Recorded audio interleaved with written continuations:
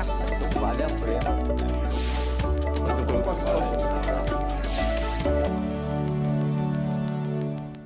Olá, está no ar mais um programa Em Discussão. Hoje o centro do nosso debate é a situação dos agentes penitenciários diante do proposto na reforma da Previdência, entre outras questões. Aqui no estúdio eu recebo Leandro Laba, que é agente penitenciário e vice-presidente da CIPA, Fabiola Castilho, agente de segurança penitenciária, e também Flávio Strauss, advogado. Muito obrigada pela presença de vocês aqui no estúdio da TV Alesp, com certeza. Vocês têm muita coisa para contar, né? Leandro, eu vou começar com você. Queria que você me dissesse, assim, de uma forma geral. Claro que todas as profissões têm os seus perrengues, as suas alegrias, né? Mas entre os perrengues enfrentados pelos agentes penitenciários, o que na sua visão, é mais difícil, mais desafiador? Com relação ao trabalho? Sim. Na realidade, nós trabalhamos com pessoas que... através do Poder Judiciário, tiveram as suas liberdades ali durante determinado tempo cerceadas, né? Uns dá 2 anos, 3 anos, 5 anos, 10 anos, 30 anos, 40 anos. Então é bastante eclético nesse sentido. E nós vivemos essa ansiedade do preso de estar preso, né? Isso é muito doido porque o preso, ele está confinado, né? O reeducando ali, como o chamam, ele está confinado num espaço que na grande maioria das vezes é insuficiente, né? Você tem 700 presos num lugar que teria suporte para 250, 300, né? Então você tem uma aglomeração. Dentro de uma cela onde caberiam 6, eles colocam 15, É uma 14. panela de pressão. E entre eles ali, é claro que se cria um mundo paralelo. Não tem como não se criar, né? Se você colocar 2 pessoas num quarto, ali vai criar uma história de vida, vai acontecer alguma coisa, né? Através de diálogos, debates, troca de experiências e tal. Então eles ali, aglutinados da maneira que estão e sem receber, né? O apoio, o suporte necessário do governo, né? Porque, assim, eu não estou defendendo o preso, mas, assim, a pessoa que está presa, ela tem temporariamente sua liberdade cerceada, para quê? Para que ela seja reinserida ao seio social, né? Ele dali não vai ser jogado numa máquina de moer, ou então não vão cremar ele e jogar no mar. Ele vai voltar para a sociedade. E ele tem que voltar bem. E para ele voltar bem, o governo tem que investir. E não só nele, principalmente naquele camarada que está lá, que é o agente penitenciário, que é o agente da execução penal. O que é um agente penitenciário? Ele tem o poder de polícia dentro de uma penitenciária, né? E no transporte. Ele tem a custódia do preso. Ele é o quê? Ele é como se fosse um oficial de justiça. O oficial de justiça é o juiz, na sua extensão. O agente de execução penal é o juiz no cumprimento da pena. O que o agente penitenciário faz é com que o preso cumpra a lei de execução penal dentro da ordem e da disciplina, imposta pelo Poder Judiciário através de leis criadas na Assembleia Legislativa ou no Congresso Federal, né? E nós estamos lá para que a lei seja cumprida. E aí, como eu te disse, a questão da ansiedade, nós temos o contato físico, pessoal com o preso diariamente, olho no olho, né? Antes era até mais intenso, antes dessa automatização, agora um pouco menos, mas ainda assim continuamos tendo bastante contato. Então nós somos o elo de ligação do preso com o mundo exterior, porque para as pessoas, geralmente é noticiado assim, né? Num noticiário policial, né? Fulano foi preso, acabou, graças a Deus, ele está preso, mas ele está onde? Ele está onde? Quem está cuidando dele? Quem está fazendo ele cumprir o que ele tem que cumprir, que foi determinado pelo Poder Judiciário, dentro de uma ampla defesa, tal, tudo dentro do correto, né? Começamos ali com a Polícia Militar fazendo o seu patrulhamento, aborda-se o indivíduo deve, ou está roubando, ou matou, né? Aí leva-se para a delegacia, o delegado da autoridade policial faz a autuação, o escrivão digita, o investigador, se houver necessidade, investiga, o Ministério Público acusa, né? Pede a sentença, como um fiscal da lei que ele é, né? O promotor. E o juiz, como autoridade judiciária, condena, né? condena e suspende a liberdade daquele ser humano por determinado tempo, né? E nós, agentes de execução penal, agentes de segurança penitenciária, fazemos com que se cumpra a determinação judicial. E o governo do Estado quer entregar um trabalho de polícia e que começa lá atrás com a Polícia Militar ou até com a Guarda Civil Metropolitana na mão de empresas privadas. E serão várias empresas privadas, não serão só uma. E assim, fica a minha pergunta, um vigilante ele faz um curso acho que é uma semana, 10 dias, não sei, para ser guarda patrimonial, não desfazendo do vigilante, mas ele é um guarda patrimonial, né? Nós estamos ali guardando vidas. O agente de segurança penitenciária é responsável pela vida do preso. Se o preso estiver ameaçado dentro da cadeia de morte, isso é comum, nós temos que tirar ele do meio daqueles 700 e isolar ele, para ele não morrer na mão daqueles 700, não ser envenenado. Acontece muito isso. Eles têm as maneiras deles de matar hoje sem esfaquear, sem dar tiro, né? Sem criar um alarde aí. Sem criar um alarde. Eles misturam substâncias tóxicas que entram de forma ilegal, que entra mesmo. No corpo da visita entra, não tem como não entrar, tem muita coisa que entra. Recentemente, para que se tenha uma noção, a visita feminina, ela colocaram aqueles scanners igual de aeroporto, então começou a muita visita perder celular e perder droga. O scanner mostra, não tem jeito. Então, alguém falou e elas perceberam que se elas introduzissem o celular ou a droga no ânus, ele se misturaria com as fezes e passaria pela leitura. Ele passa misturado nas fezes, no intestino, e entra para dentro da cadeia. Agora, como que o agente de segurança penitenciária vai fazer se o próprio leitor não mostrou nada? O que ele vai fazer? A droga entra. E aí tem o tal do Gatorade, né? Conhecido por Gatorade, geralmente para matar alguém, eles misturam azulzinho para impotência sexual, muito consumido dentro das cadeias, alguns até com receita médica, azulzinho, cocaína pura, amarela, daquela pura, azulzinho, cocaína, e tem muito preso hoje que toma medicamento de uso controlado, e aí eles esmagam, moem um monte de comprimido, misturam com uma bebida alcoólica destilada que eles preparam com comida podre, arroz fermentado, miolo de pão, e forçam o preso a beber. Ali o preso engole tudo aquilo, eles seguram o preso até o preso ter uma parada respiratória, uma parada cardíaca, até o preso ter sei lá, morrer na mão deles. Aí eles gritam, senhor, socorro, ajuda, PS. Na maioria das vezes o preso está morto já. Você ia também trazer uma contribuição aqui, né, Fabíola, para esses relatos, que acredito que quem ouve está acostumado a ver em filmes, né? Mas uma pessoa contando, né, que acontece e tal. Acho que muita gente não tem essa noção, né, Leandro? As pessoas ainda pensam, sabe que tem problema, mas passa, desvia o olhar, acha que no final tudo dá certo. Enfim, não é bem assim, né? Não. As histórias são muitas, é preciso repensar tudo isso, repensar até o papel do Estado, né? Esse preso está lá para quê? Né? Ele vai voltar como? Né? Como é que quem está cuidando também está sendo cuidado pelo Estado? Enfim, tem muita questão hoje para a gente conversar nesse programa, né? Fabíola, pode dizer sua contribuição, acho que você ia falar alguma coisa. Em relação a isso que ele estava falando, eu só complementei, né? Que ele estava falando sobre a Maria Louca, né?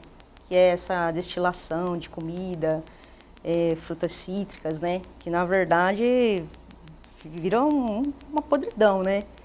E aí causa furúnculos na pele também, né? Porque, na verdade, assim, a alimentação, assim, a gente é o que a gente come, né? Até o pessoal da saúde fala, a gente é o que a gente come, né?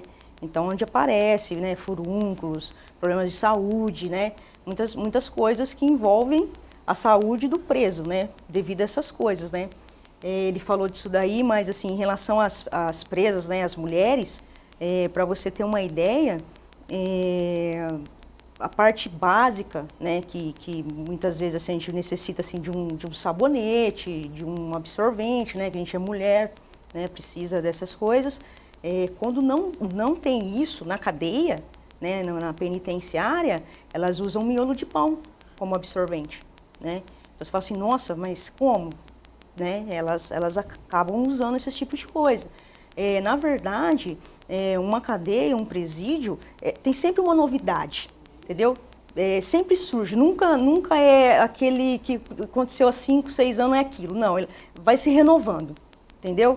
Então, como nós por isso que as regras mínimas, né, de tratamento dos reclusos, né, que fala da ONU lá de 1955, fala que deve ser um servidor de carreira, né, deve ser uma pessoa que está ali, faz parte do Estado, entendeu? Por quê?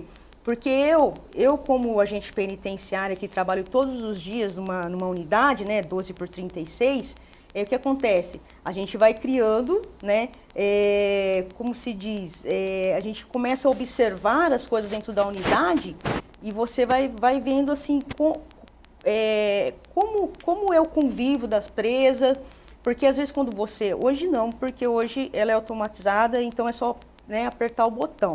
Apertar o botão, quando a gente diz apertar o botão, as pessoas falam assim, hoje está facinho, nada acontece. Não, na verdade não é assim. Não é apenas apertar o botão, né? Às vezes é necessário que você vá até a cela da presa, né, do preso, entendeu? Porque às vezes ele não quer sair, você entendeu? Às vezes eles entraram em luta lá dentro, eles brigaram lá dentro, um tá, de repente, esfaqueado lá dentro, você entendeu? Então, há várias situações para a gente também que é ruim, porque existem pessoas dentro das unidades prisionais com vírus HIV, né? Como ele disse, né? Várias doenças, entendeu? Então, acaba também passando para a gente, entendeu? Tem que ter esse cuidado. Quando a gente vai tirar um preso, né, uma presa, com essa situação que ela tentou, vamos supor, ela tentou se matar, tentou suicídio, quer dizer, ela tá ali, ensanguentada, então pega a luva, porque a gente não sabe, né? Pega a luva, vamos tirar a presa, vamos socorrer a presa, né? Então, assim, o nosso trabalho não é somente apertar o botão, abrir a cela e a presa vai, como se fosse um cordeirinho ao matador, entende? Às vezes ela não vai, ela fala, eu não vou, eu não quero ir. Você entendeu? Às vezes ela tem que ser removida para uma outra unidade. Ela fala, eu não quero ir para outra unidade. Aí você imagina como que é. Às vezes você leva 1, 2, 3 horas para você colocar a presa dentro do caminhão dos presos para remover ela. E ainda existem situações que até mesmo que o grupo de intervenção tem que pedir para que eles vão até a unidade prisional para retirar esse preso. Então, é uma situação muito difícil, entendeu? As pessoas acham que ali é assim, é que nem eu falo para as pessoas, né? As pessoas passam pelas rodovias e só vê ali, né, os muros, né, as torres, né, aquele silêncio. Mas lá dentro é onde as pessoas falam mesmo que, né, o filho chora e a mãe não vê. Você entendeu? Ali o negócio Fabiola, sobre a automatização, né, o Leandro trouxe também, todas estão automatizadas ou não? Né? O que falha? E assim, a automatização, ela é geral, ela é parcial, né? Qual que é a tranquilidade que ela trouxe? Se ela trouxe, você está dizendo que não, né, que não traz uma tranquilidade 100%, né, porque tem situações em que ela não resolve. Mas assim, me fala um pouco mais da automatização. Ela está em todos os lugares? Onde ela foi instalada? Sim. Se eu estiver errado, você me corrige. Se eu não me engano, nós temos no estado de São Paulo hoje 173 unidades, né? Serão 4 agora com as PPPs, né? Com essa privatização do governador, né? O João Dória. E, se eu não me engano, já foram automatizados 120, né? No estado. Em torno, mais ou menos isso? Porque a secretaria não passa nada exato para nós, tá? Qualquer coisa que você fizer a título de pergunta de números, a gente vai te dar uma média que nós conseguimos através dos nossos meios, porque a Fazenda não passa nada para nós, o DRU, que é o Departamento de Recursos Humanos da Secretaria, não passa para nós, diretamente para nós. Muitas das vezes não passa nem para o sindicato, que é o representante legal da categoria. E a automatização, onde ela já foi feita, ela não atende toda a expectativa, então? Não, a automatização, assim, igual eu estava conversando com o pessoal, existe aquele feeling, né, do dia a dia, do trabalho, né, que é quando você acaba se envolvendo. Se você for levar em consideração a carreira de um agente penitenciário, elas são 30 anos para poder se aposentar de forma integral, né? Desses 30 anos, você tira 1/3 e põe como cadeia fechada para você. Porque você ficou 1/3, a escala é 12/36. Você ficou 1/3 preso junto com os presos. Então você ficou uns 8 anos na cadeia, né? Só que você saía e voltava, saía e voltava. Então você aprende a ler o olhar do preso, ler o gesto do preso. Então às vezes vai ter alguma situação, vai acontecer alguma coisa, um próprio preso te avisa através de um gesto, de um olhar, ou se precisar através de um bilhete, um pipa que eles chamam, né? Um bilhetinho, entrega vai chegar na sua mão. Então assim, o guarda ele precisa dessa aproximação com o preso, é necessário para o guarda, para o trabalho do agente penitenciário. Você isolar os caras como bicho, porque o que foi feito foi isso. Isolaram os caras como bicho e trancaram eles através de botão, né? Você já não tem mais aquele contato de cotidiano que você tinha com ele.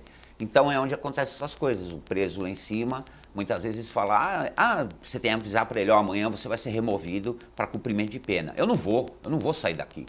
Olha o problema que eu tenho uma cela com 16 presos, onde um preso falou que não vai sair. E se eu tentar tirar, eu não sei a reação dos outros 15, entendeu? E agora, o que eu faço? Eu chamo o GIR, que é o Grupo de Intervenção Rápida, a tropa de choque, ou eu mesmo tento tirar esse camarada daí de dentro. Coisa que se eu tivesse um contato habitual, mais constante com ele, fora dessas, né, na hora da contagem, tivesse presente, igual era antigamente, diminuiria a minha dificuldade na hora de poder comunicação, trabalhar. né? De comunicação. E só para complementar, em relação a isso que ele falou também, que às vezes acontece? Pela falta, o déficit de funcionário hoje no Estado, acho que no país todo, né? De funcionários, se eu não me engano, no Estado de São Paulo hoje já passam de 3 mil, né? O déficit de funcionários da... Só na nossa secretaria é 4 mil? Na nossa secretaria. Então, quer dizer, é muito. O que acontece? Os agentes penitenciários acabam adoecendo, né?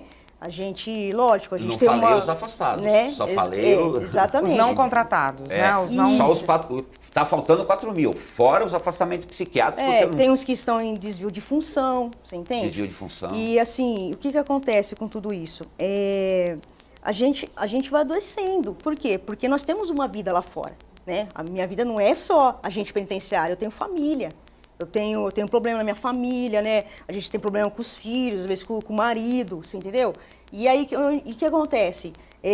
Isso tudo na mente do agente penitenciário e mais a pressão dentro do trabalho em lidar com o preso, quer dizer, é muito grande. E o que está acontecendo hoje em dia, você está tendo muito suicídio. Né? É uma pressão muito absurda, suicídio. né? Eu vou trazer o Flávio aqui para o debate, doutor Flávio, para falar um pouquinho disso, assim. É uma profissão que, por si só, ela já traz uma carga muito pesada, né? E diante do que se apresenta aí e de muitas lacunas que foram deixadas em várias circunstâncias ao longo dos anos, isso piorou ainda muito mais, né, doutor? Não, com certeza, com certeza. Eu comecei a ter contato com eles muito cedo. Eu, como estagiário do Departamento Jurídico do Centro Acadêmico 11 de agosto, a maioria dos meus clientes estavam na Casa de Detenção de São Paulo. Alguns no presídio do Hipódromo, outros na Penitenciária do Estado, onde hoje é a Penitenciária Feminina Santana, mas tudo no Carandiru, o máximo que eu ia lá para o Hipódromo. E frequentava semanalmente, às vezes diariamente, a Casa de Detenção de São Paulo. Depois eu fui coordenador da subcomissão de política criminal e penitenciária da Comissão de Direitos Humanos da OAB. Hoje eu voltei à Comissão de Direitos Humanos da OAB e essa que era uma subcomissão virou uma comissão de política criminal e penitenciária da OAB e que eu estou também representando aqui hoje. Mas na ocasião do massacre do Carandiru, em 2 de outubro de 1992, que está impune até hoje, eu era o coordenador da subcomissão. Eu fui até a porta do presídio com uma carta do presidente da OAB, o Dr. Batóquio. Pedi para falar com o Pedrosa, que era o diretor do presídio. Não me deixaram entrar, me deixaram ali na frente. Isso era à tarde do dia 2 de outubro, lá na primeira grade, lá na Avenida Cruzeiro do Sul. Aí eu mandei a carta, 2 horas depois o diretor Pedrosa veio me ver e disse: olha, Flávio, eu conheço o seu trabalho, respeito muito o Dr. Batóquio, mas não sou eu que estou mandando lá dentro, são os coronéis. Aí no dia seguinte veio a notícia dos 111 mortos né, que até hoje estão impunes, porque o coronel Biratã Guimarães, que foi o maior responsável pela ordem de invasão, teve 2 vezes o júri anulado e finalmente foi assassinado. Os 2 grupos de PMs também tiveram os júris anulados, mas você vê que o Dr. Drauzio Varela, que é uma pessoa muito respeitada pela sociedade inteira e muito pelos agentes de segurança penitenciária também, inclusive escreveu esse livro que eu recomendo a todos que leiam, Carcereiros. Ele mostra lá muito bem, por exemplo, o heroísmo desses agentes de segurança penitenciária, porque ele conta bem o caso do Araújo, que ele era nessa época que não tinha botão, que era tudo na chave mesmo que o Laba estava contando. O Araújo era responsável pelo pavilhão 8 da Casa de Detenção de São Paulo, que era o pavilhão dos chamados reincidentes. Não só reincidentes no crime, mas reincidentes na Casa de Detenção. Eram os que já conheciam a casa fazia tempo. Enquanto que o pavilhão onde houve o massacre, pavilhão 9, que era no fundo da Casa de Detenção, eram os chamados dos primários, os que tinham passado pela primeira vez por lá. Mas era uma briga de presos ali, dentro do pavilhão 9, entre os primários, não tinha refém nenhum. Eles já estavam conversando com uma comissão, com todas as autoridades civis possíveis, o Pedrosa, que era o diretor da casa, o chefe dele, que era o coordenador dos estabelecimentos penitenciários, que era uma coisa ligada à Secretaria da Justiça na época, nem existia a Secretaria da Administração Penitenciária, um juiz corregedor e o próprio secretário adjunto ao secretário de Segurança Pública, o doutor Filardi, que era adjunto ao Pedro Franco de Campos, vindo do Ministério Público e virou secretário de Segurança e trouxe os presídios para a Secretaria de Segurança, estavam todos eles negociando ali numa grade bem interna já, com um grupo que representava aqueles que haviam brigado dentro do pavilhão 9, estavam quase resolvendo a situação. Quando Pedro Franco de Campos, pelo rádio ou pelo telefone, disse ao coronel Biratã Guimarães, coronel PM Biratã Guimarães, coronel, o senhor está no comando aí, o senhor é que sabe o que faz. Aí o próprio Filardi, que era secretário adjunto dele, portanto tem um depoimento insuspeito, declarou no inquérito, aí foi o estouro da boiada. Esse grupo de autoridades civis foi jogado 2 para cada lado pelas grades que se abriam pela tropa de choque, pelos cães e tudo que entraram fuzilando mesmo, isso a perícia confirmou, tem mortes com tiro na nuca e tudo mais, quando podia não ter acontecido nada.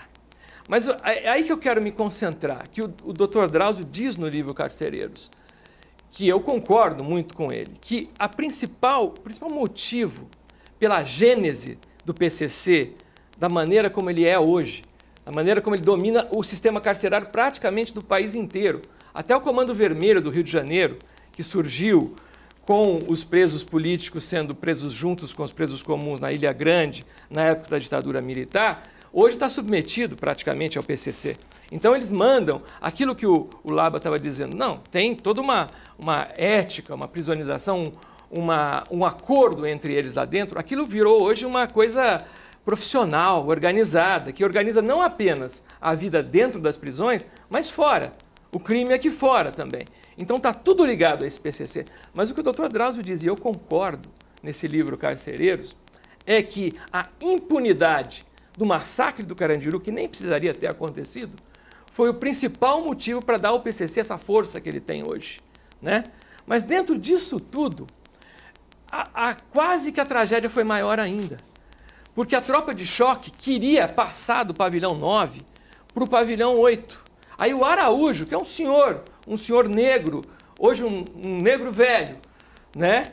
Que até apareceu num documentário do Pedro Bial, ele sozinho, o que ele fez? Ele foi lá e trancou todo mundo, todos os manda-chuvas da detenção. Eram os caras que estavam lá, reincidentes, que conheciam a casa e que estavam prontos para querer entrar em confronto, porque os do pavilhão 9, eles morreram que nem cordeirinhos, mas os do pavilhão 8 queriam a briga mesmo. Aí o Araújo falou, não, vocês vão morrer.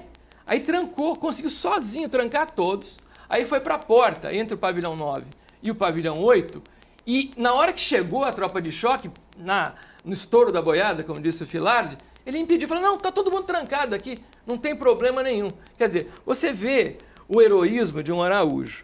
Aí eu chego na sua pergunta, né? A coisa piorou ao longo do tempo, porque uma pessoa como essa, que depois agora deu no Laba, na Fabíola, em todos os colegas deles, que tem esse trabalho tão meritório hoje, que se a pessoa não estiver preocupada com os direitos humanos dos presos, como é a nossa preocupação fundamental dentro da Comissão de Direitos Humanos da OAB, ela tem que estar preocupada com a própria segurança.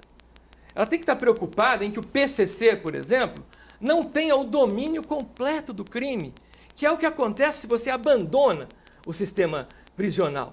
Então, mesmo as pessoas de pensamento político de direita e tudo mais, têm que entender que o sistema penitenciário tem que ser cuidado e que dentro dele, o que é o principal ativo do sistema penitenciário? São os agentes de segurança penitenciária.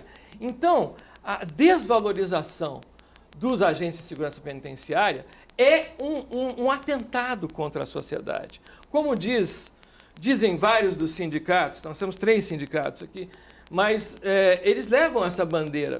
A privatização dos presídios, que é uma ideia fixa desse governador Dória, com seu vice-governador Rodrigo Garcia, vai ser entregar a gestão de presídios para o PCC.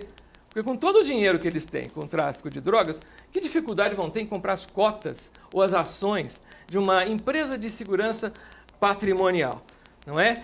Mas, ainda assim, ficam insistindo nessa ideia da privatização, que é a suprema desvalorização do trabalho dos agentes de segurança penitenciária e, além de tudo, se você me der oportunidade mais tarde, eu vou explicar que é inconstitucional frente à Constituição Estadual de São Paulo, que foi votada aqui nessa Assembleia Legislativa, e também frente à Constituição Federal. A gente vai falar da privatização daqui a pouquinho, também queria a opinião dos agentes aqui da Fabíola e do Leandro. Tá. O programa em discussão vai agora para um rápido intervalo, não saia daí que a gente volta já já.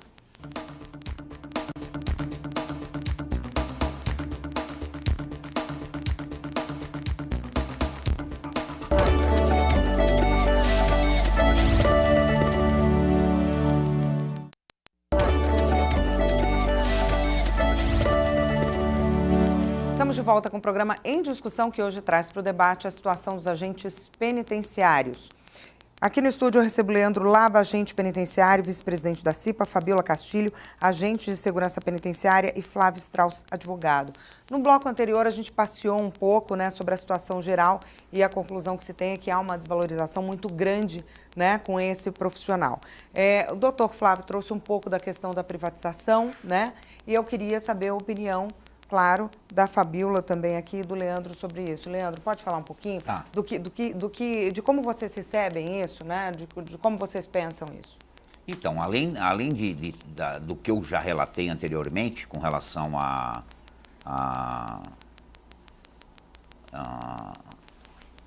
porque nós temos as áreas meios e as áreas fins. Áreas fins são atividades que o Estado não pode abrir mão, ele não pode privatizar. A polícia é uma delas. Nós recebemos o RETP, que é o Regime Especial do Trabalho Policial, que é metade do nosso salário, e exercemos a função de polícia dentro da cadeia. Quando a Fabíola tem um problema, igual ela relatou aqui, ela não liga para o 90, ela tem que se virar e resolver, ela é a polícia na cadeia, né? Então nós temos aí um problema de circunscrição, né? Cada um, a polícia civil, a polícia judiciária investigativa, a polícia militar, a polícia ostensiva, a guarda civil, uma guarda patrimonial que acabou virando também a guarda do munícipe, né, no que tange a segurança pública também, no município, o promotor de justiça com seu poder de investigação, né, que emana do Ministério Público, o juiz ali na autoridade de poder, né, ou dependendo da lei, né, do que tiver na lei, condenar, ou suspender direitos, enfim, e o do agente penitenciário de fazer com que se cumpra a lei de execução penal, tal. São todas circunscrições, só que tudo isso está ligado, né? Então lá no final você não pode pôr uma empresa que visa lucro para cuidar de pelo amor de Deus, isso não faz o menor sentido. O que o doutor falou ali, quando eu estou ali dentro com 700 presos, que geralmente é o que passa a noite comigo no pavilhão, 700 presos, entendeu? Eu estou tomando conta de 700 vidas ali, né?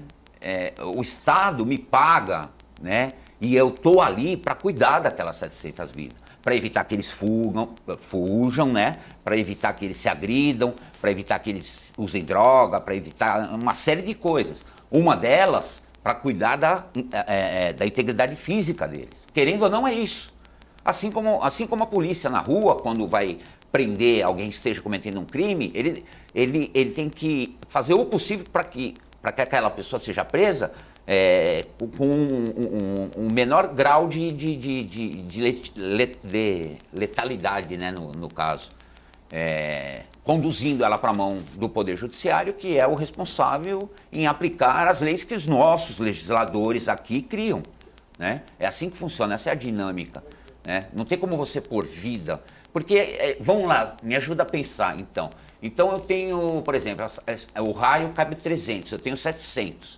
Então essa empresa vai falar assim, não, eu quero tanto por cabeça. O preso vai ser tratado por cabeça. Nós já somos, quem dirá o preso, né? Ó, aqueles 10 ali, eu quero tanto, bom, um vai custar tanto, tal, então, ó, é só 300. Aí o Estado, não, mas não tem onde pôr. Então, se for 700 vezes, dá para fazer um descontinho. Você consegue imaginar isso, né? Ele está falando da negociação aí. Negociar a mão de obra do preso, que vai ser escrava. Vai ser escrava. Com certeza, Fabio. Sim. Assim, eu vejo, né, minha maneira de ver, lendo e também conversando com os colegas, né, eu vejo assim, que o preso, né, ele vai ser mercadoria, né, porque veja bem, eu sou formada em administração de empresas, né, eu como administradora, se eu estou administrando uma cadeia, eu vejo celas sem preso, falo assim, opa, peraí, estou no prejuízo. Sem preso, estou no prejuízo, eu preciso ter preso aí. Você entendeu? Então, eu acredito assim, que tem uma cota também, né, mínima, eu já ouvi falar que seria de 90%, que teria que ter de... Em Minas né, o contrato tem essa exigência mínima de manutenção de take or pay. Ou bota 90% de lotação ou paga por esses 90% de lotação. Você entende? Então, quer dizer, vai ter que ter preso. Vai ter que arrumar preso. Vai ser uma explosão, né? Uma população carcerária bem maior do que a gente está tendo. Você entendeu? Quer dizer, a gente vai ficar construindo cadeia. Cadeia. E as outras coisas? Isso. Segurança, valorização do agente penitenciário, educação, a saúde, cultura. Você entendeu? Então, são coisas que parece assim, que é uma coisa assim, só carcerária, mas não. Até porque quanto mais população carcerária, maior o sinal de que houve falha lá atrás, né? Na educação, nas oportunidades, enfim. E sem falar também na legislação também. Com certeza. Só deixa eu falar uma coisa. Digere, né? O governo, na realidade, o que ele tem que fazer é o seguinte, ele tem que contratar de maneira urgente esses 4.000 servidores que estão aguardando aí, 4.000 EVPs, 1.200, 1.300 ASPs, fora os de 2017 que estão aguardando para entrar no sistema para nos ajudar, porque nós não estamos mais aguentando fazer sozinho serviço de 5 ou 6. Estamos sobrecarregados. A CIPA, eu sou vice-presidente da CIPA na unidade, a CIPA diz que o estresse funcional é uma doença mundial com CID. E que o estresse funcional, ele leva à depressão. E que essa depressão, dependendo do grau, leva ao suicídio. Gerado pela frustração de você não conseguir dar conta daquele serviço que lhe foi confiado. Carla. E você não dá conta, porque serviço para 5 guarda, um guarda só tem que fazer. Exatamente. Para você ter uma ideia, às vezes, por não ter funcionário, eu não posso tirar férias naquele mês. Nem folga. Mas eu vou sair com a minha família, eu já paguei, entendeu? Né, para tirar umas férias com a minha família. Falou, então, mas não pode, você entende? Que só tem esse tanto de funcionário, se você sair, se alguém tirar licença médica, então, você entendeu? Nós temos direito a uma folga por mês. Tem vezes que a gente tem que fazer, tipo, vê aí, mas eu tenho um casamento para ir, o meu filho não tá bem no hospital. Gente, aí vocês têm que resolver entre vocês. Até nisso influencia na nossa vida pessoal também.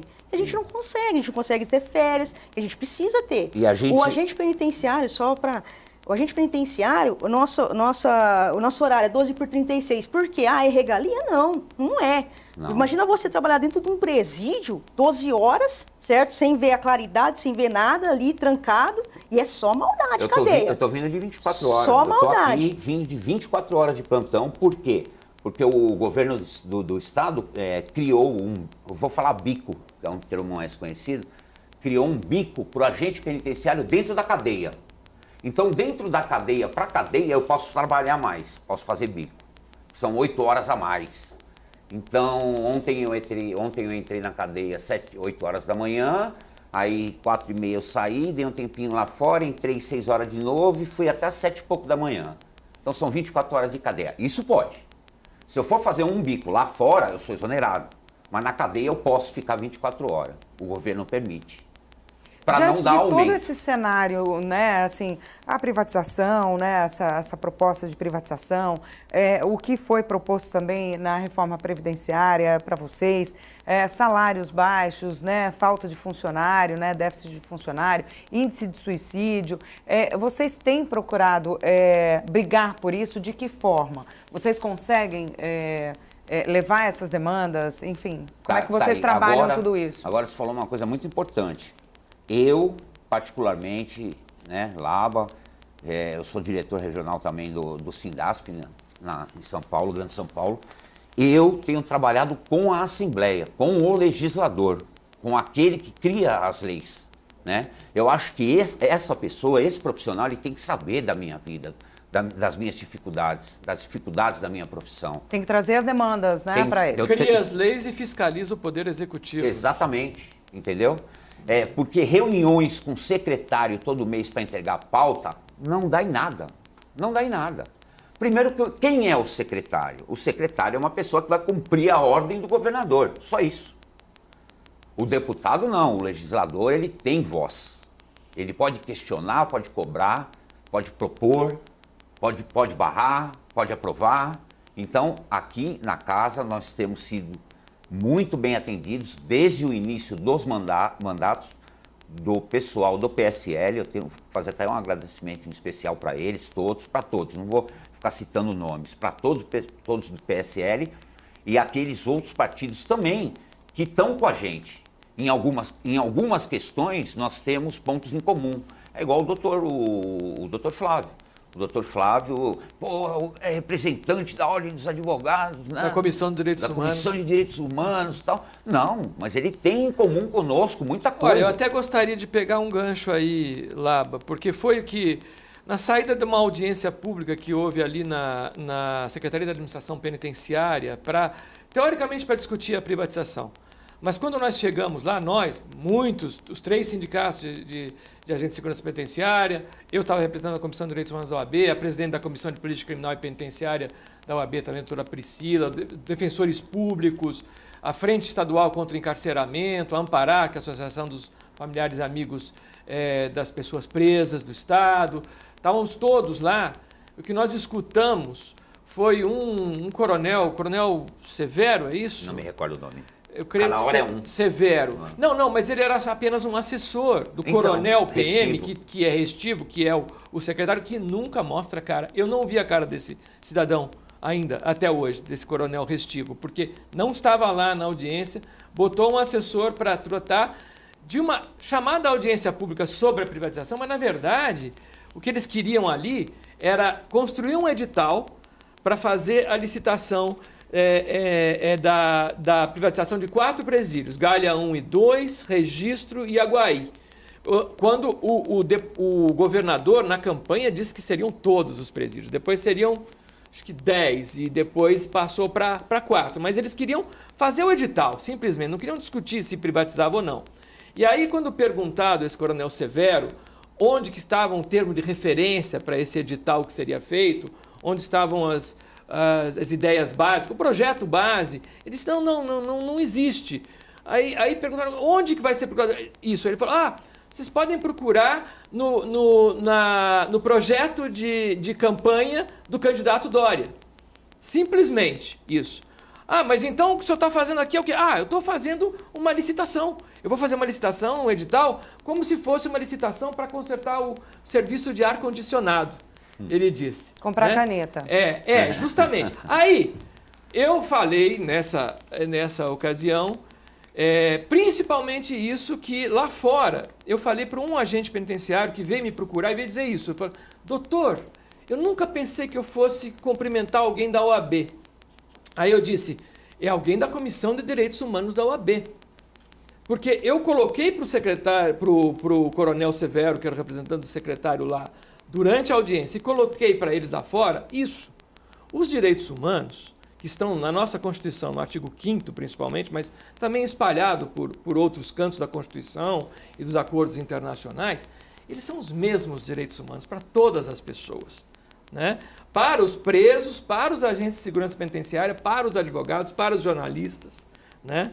E o mesmo artigo 5º que diz que ninguém será privado da sua liberdade de locomoção dentro do território nacional, a não ser de acordo com a lei, que é essa lei penal que o Laba mencionava, é a mesma fonte de você dizer privar da liberdade é o exercício do poder de polícia máximo. Porque, apesar do nome polícia, a gente só identificar com a polícia civil, a polícia militar, polícia é controle de direitos individuais em função do bem comum. Isso é poder de polícia. Agora, quando você controla a liberdade de locomoção de uma pessoa, que é o que se faz dentro de um presídio com os presos, é o suprassumo do poder de polícia. E é o que esses agentes de segurança penitenciária fazem.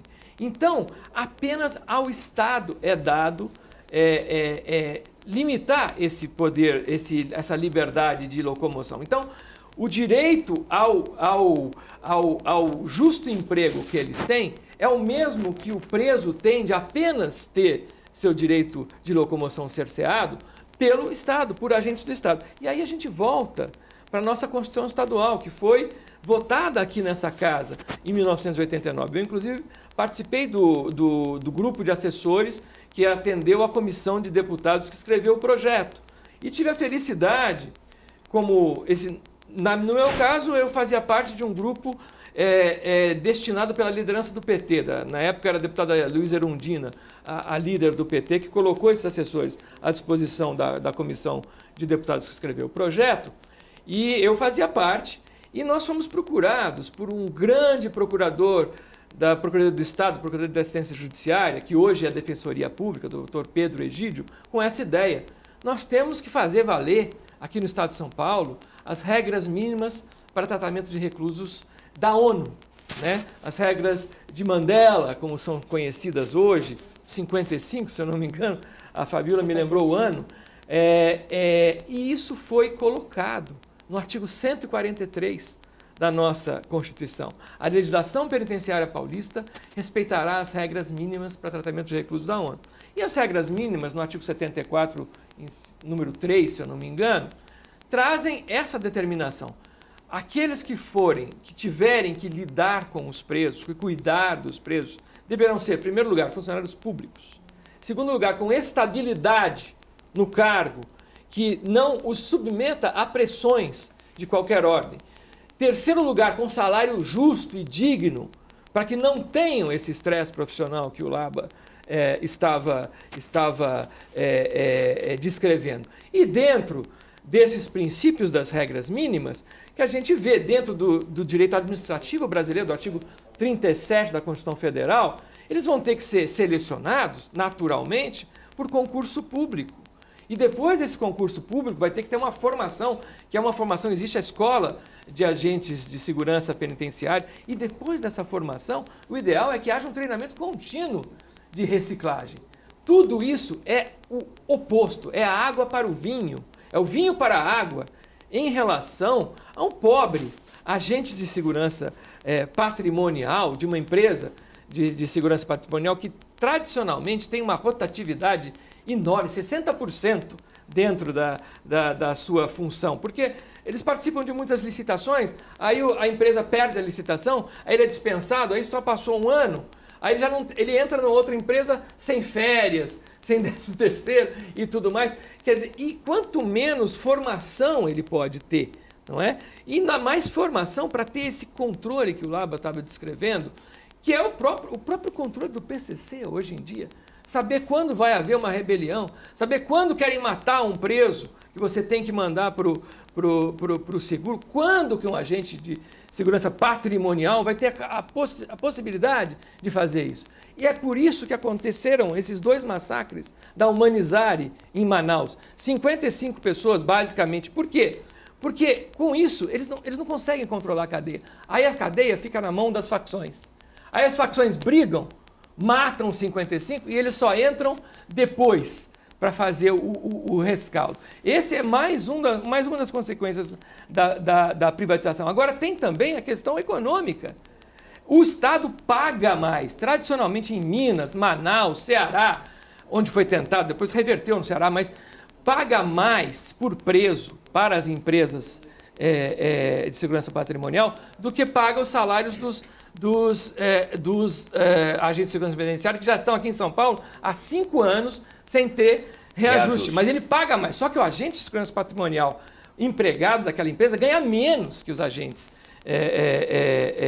públicos. O Estado gasta mais, os agentes ganham menos e o presídio fica totalmente fora do controle. Por isso que é totalmente absurdo o que declarou esse vice-governador e secretário de governo do Estado de São Paulo, Rodrigo Garcia, outro dia que foi filmado. Esse que hoje se recusou a se reunir com os agentes de segurança penitenciária, numa reunião que estava marcada dentro do processo de dissídio coletivo. Ele se recusou simplesmente, eles foram se manifestar na frente do Palácio, junto com os PMs, policiais civis também, que também estão há 5 anos sem reajuste. E ele, no dia anterior, disse que essa reunião estava transferida para a Secretaria de Assistência à Administração Penitenciária e que ele não iria. Mas o pessoal foi ainda assim lá para a porta do Palácio, ele não apareceu. Mas o que ele disse? A pérola que ele disse outro dia. Estão do lado do seu governador Dória, lá para as câmeras, estão dizendo que a privatização de presídios vai gastar mais do que hoje gastamos com os agentes de segurança penitenciária, esses que já têm 2 concursos, 2014 e 2017, esperando para serem nomeados, não é? Não estão dizendo que vão gastar mais, mas não vão gastar mais. Não vão gastar mais, porque eles estão esquecendo uma coisa. Eles estão esquecendo, diz o Rodrigo Garcia, a previdência, a justa previdência pública desses heróis que são os agentes de segurança penitenciária. Se você for pensar na previdência deles, nós vamos gastar, o Estado vai gastar mais. Só vai gastar mais se realmente passar essa que eu, pessoalmente, qualifico como deforma da Previdência. Se não deforma, é o fim da Previdência Pública. Que aí os agentes de segurança patrimonial das empresas privadas realmente não vão ter previdência nenhuma. Aí, aqueles que já têm alguns direitos adquiridos por esses décadas de heroísmos, que são os agentes de segurança penitenciária, realmente vão receber um pouquinho mais. Agora, chegar a esse nível, um vice-governador e secretário de governo do Estado de São Paulo, é uma vergonha tremenda. Doutor, diante desse cenário, né, o Lava trouxe aqui para a gente essa outra estratégia, né, que é justamente estar mais em contato com o parlamento, é justamente estar mais em contato com os deputados, né, isso é uma boa em termos de política pública, né, de trazer para casa aqui as demandas da categoria, as demandas da profissão, para que de repente algumas políticas públicas sejam tomadas, sejam adotadas, enfim, até porque acho que vocês não estão conseguindo esse diálogo, né, ter muito sucesso aí com o governo. Então, vocês vão para Brasília, inclusive, também, levar demandas. Essa estratégia é positiva? Ela, de repente, tem mais chances de caminhar dessa forma? Eu acho extremamente positiva. O que a caravana que vão fazer a Brasília é em favor da... Eles dirão talvez criação, mas eu não diria criação, eu diria reconhecimento do que se chama polícia penal. Ou seja, reconhecimento de que os agentes de segurança penitenciária estão incluídos, ainda que não expressamente mencionados, no artigo 144 da Constituição Federal, que trata da segurança pública. É óbvio que eles estão incluídos.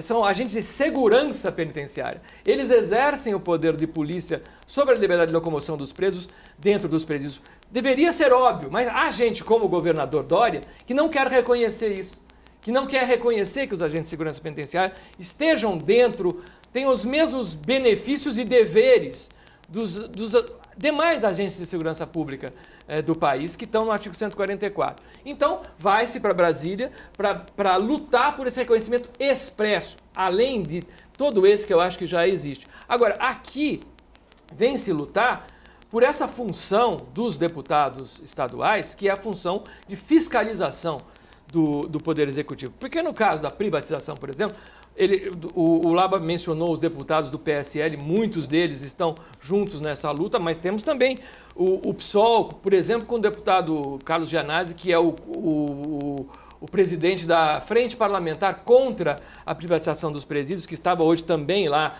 junto também com os deputados do PSL, na frente do Palácio, junto com os ASPs. Nesse caso, não cabe lei. Porque se não pode, se o artigo 143 da Constituição Estadual, combinado com o artigo 74 das regras mínimas para tratamento de recursos da ONU, impedem que aquilo que eles querem privatizar, porque eles não querem privatizar a educação, trabalho sim, mas trabalho já é privatizado.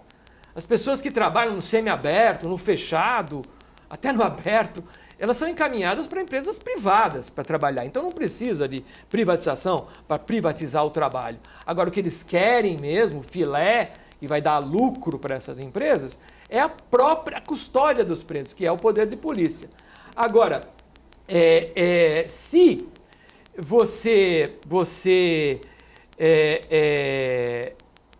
está expresso na Constituição que esse poder de polícia tem que ser exercido através dos funcionários públicos, dos agentes de segurança penitenciária. Então, você não pode fazer uma lei sobre privatização, porque não pode privatizar. Agora, a Assembleia pode e deve exercer a sua função de controle do Poder Executivo, seja através de CPIs, seja através de convocações dos secretários.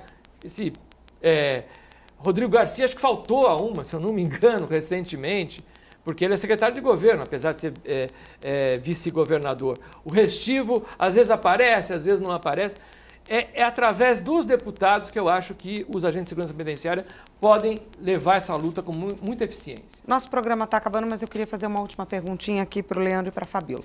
Esse apoio dos parlamentares, vocês já falaram que tem sido muito positivo, né, aqui na casa, que vocês estão encontrando esse respaldo aí que vocês precisam. Vocês estão unidos, assim, a categoria, os agentes estão unidos também nessa batalha?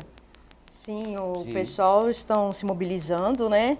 Embora não o suficiente, né? Porque nós somos hoje quase 35 mil, mais ou menos, com a área meio, os AEVPs e os ASPs, né? Então, assim, o número ainda é pouco. É necessário, é preciso, há uma necessidade de nós nos envolvermos mais, você entendeu? Para mostrar a nossa força. Mas os 3 sindicatos de ASP estão juntos, né? Sim, pela primeira vez, talvez, na história. Estão juntos, mas nós precisamos dos agentes, né? No caso sou eu, dos AEVPs e da área meio. Porque não adianta somente eu ir lutar, você entendeu? Tem que os demais também lutar. Assim, então a gente precisa, né, somar verdade. força. Lógico. Concordo com você plenamente. O sindicato ele é um representante que precisa dos seus filiados. Isso é fato. Com relação ao posicionamento de cada sindicato, embora nós tenhamos nos unido, cada um tem a sua maneira de pensar, tem o seu presidente, tem a sua diretoria, tal, tem as suas preferências de trabalho, o seu modus operandi, isso é natural, né? Nós não nos fundimos, nós nos unimos. Eu continuo sendo eu, você, o doutor, a Fabi, a Fabíola. Mas estamos juntos, em prol de uma causa em comum, né? Que é a campanha salarial e contra a privatização dos presídios. Campanha salarial, contra a privatização dos presídios.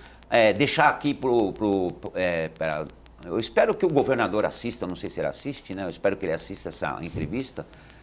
Deixar claro para ele aqui que há presídios que estão no meio do mato. A gente tem que caminhar 30, 40 quilômetros para achar um bar, um boteco de madeira. E o nosso ticket alimentação é R$160 por mês. Nós temos R$160 para comer por mês. Aí eles alegam que não, que nós podemos comer a comida do preso, para não ter que sair para almoçar fora, porque também não dá com R$160. Você não paga nem o combustível, né, de ida e volta. E a questão do transporte. Tem pessoas que moram em Presidente Prudente e trabalham aqui. E precisam viajar a cada 15 dias para ver a família, o que é super normal, natural e humano, né? e pegam 80, 90, 100 reais de vale transporte, de auxílio transporte. 120, 130, não existe um valor fixo, ele oscila e vai de 80 a 150, a 160. Tudo questões que precisam ser revistas. Auxílio transporte, vale alimentação, questão salarial, 5 anos sem reajustes, bônus. O bônus que chegou para a Polícia Militar, para a Polícia Civil, não chegou para a agente penitenciário, que é um bônus relativo a como se fosse uma produção, né? A uma melhora no trabalho, na execução do trabalho de cada um, né? Carla, em relação a esse quilometragem, né, para você ter uma ideia, eu viajo 70 quilômetros para ir trabalhar, né? 70 para ir, 70 para voltar, 140 ainda pago o pedágio. Tem colegas minhas na minha unidade que elas viajam 250 quilômetros para ir e 250 para voltar. A conta não fecha, né? Gente, muito obrigada pela presença de vocês, por todas as informações aqui, pela participação no nosso programa. Muito obrigada. Agradeço. O programa Em Discussão de hoje termina aqui. Lembrando que este conteúdo continua disponível no canal da TV Alesp no YouTube. Obrigada pela sua companhia e até o nosso próximo encontro.